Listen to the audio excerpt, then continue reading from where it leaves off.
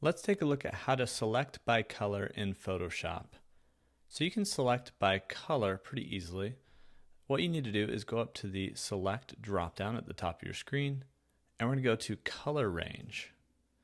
And so inside of Color Range, what we're going to do is select Sampled Colors, and it will allow us to sample colors in our image.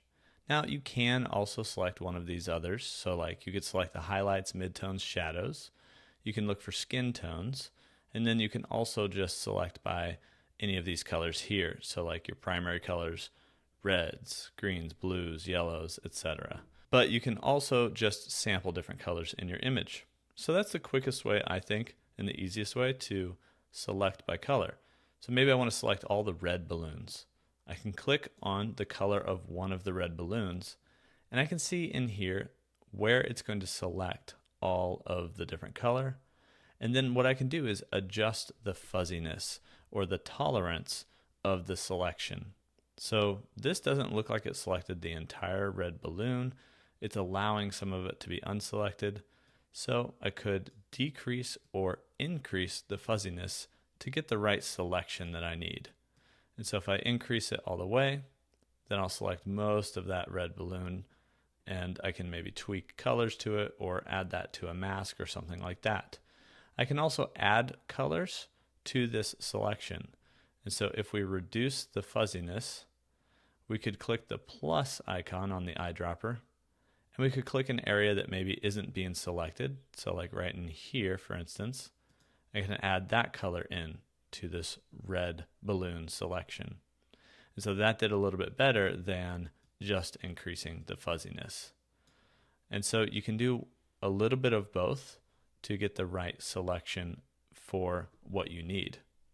And so now we can click OK, and you see we have all this red balloon area selected.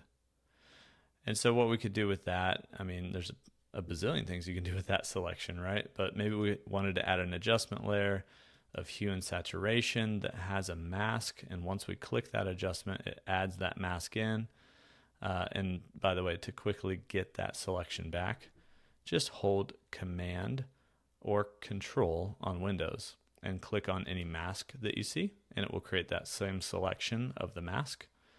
But for instance, this hue and saturation, now we could adjust this and turn our balloons maybe more of a purpley pink instead of red. We can see the difference by toggling on and off the visibility of that layer. And so you can see how we selected the red balloons and we turned them pink.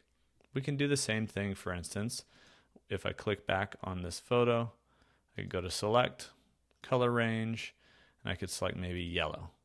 And so I want to add also this part of the balloon here, so I'm going to click on the plus icon. I can click here, or I can click back out in my actual image to add in more of that selection right there. And it might see where the yellow has cast onto the wall, etc. And you can increase or decrease the fuzziness, like I said, to kind of capture more of that or less of that if you want to.